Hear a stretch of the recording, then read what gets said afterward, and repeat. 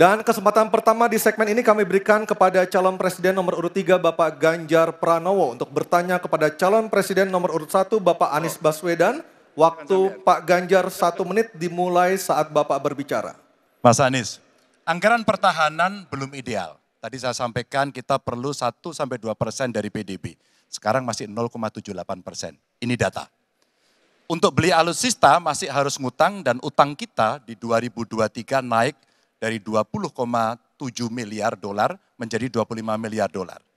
Padahal target Renstra kita, perlu saya panjangkan, rencana strategis ya. Minimum essential force di 2024 tidak tercapai kira-kira. Karena sekarang hanya 65,49% dari target. Kira-kira menjadi pertanyaan saya nih Mas Anies. Apa solusi ekonomi pertahanannya untuk kita bisa mengejar ketertinggalan dan kemudian menyelesaikan persoalan-persoalan itu agar pertahanan kita menjadi strong? Baik, masih ada Bapak sedikit lagi? Cukup pertanyaan. Baik, terima kasih Pak Ganjar. Mohon untuk tenang. Kami persilakan Bapak Anies Baswedan untuk menjawab waktu Bapak 2 menit. Silakan. Terima kasih Pak Ganjar. Jadi terkait dengan anggaran pertahanan, seperti tadi disampaikan kita masih di bawah. Kalau tadi disebutkan 0,78, kami memandang memang perlu sampai dengan 1-1,5% yang kita butuhkan. Dan untuk itu maka kita harus memperbesar GDP kita, memperbesar APBN kita. Karena itulah pertumbuhan ekonomi menjadi penting. Dengan pertumbuhan ekonomi yang merata dan berkualitas, harapannya maka kita memiliki masukan negara yang cukup. Kemudian yang kedua, tadi terkait dengan hutang. Hutang-hutang yang digunakan untuk aktivitas produktif yang meningkatkan kesejahteraan, menumbuhkan perekonomian. Itu juga salah satu cara untuk memperbesar APBN kita dengan adanya pendapatan ini. Yang ketiga adalah bagaimana pajak kita diperluas basisnya, ditingkatkan efektivitasnya. Lagi-lagi untuk meningkatkan pendapatan. Namun yang tidak kalah penting adalah memastikan bahwa praktek-praktek koruptif yang membuat anggaran terserap tidak secara optimal itu ditiadakan. Dengan begitu, maka porsi yang kita miliki untuk sektor pertahanan akan bisa kita alokasikan. Tanpa kita memiliki anggaran yang cukup, maka alokasi di sini menjadi berat. Dan bila kita melakukan pembelanjaan, maka kami membayangkan justru menggunakan kekuatan sendiri. Kalaupun ada dalam bentuk hutang, maka itu satu paket dengan belanja senjatanya, belanja alutsistanya. Sehingga itu menjadi satu kesatuan. Dan meniadakan praktek-praktek middleman di dalam penyelenggaraan alutsista.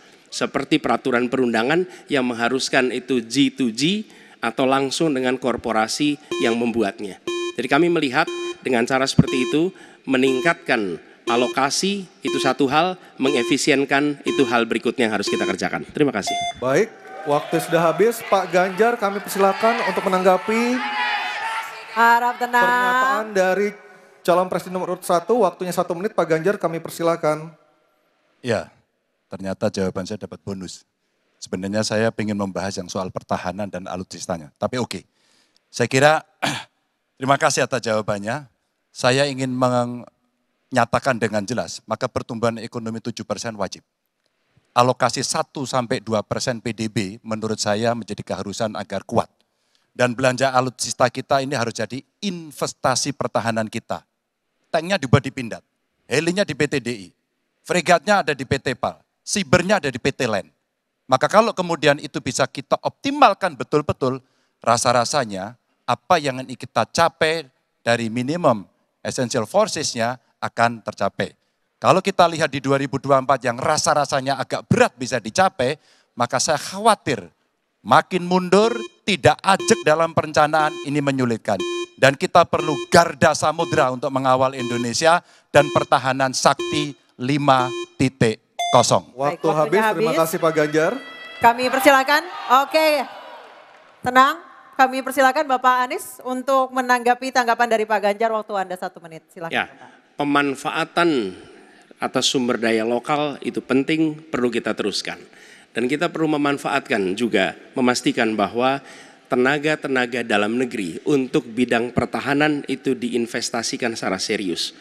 Pembahasan mengenai investasi sumber daya manusia ini kunci.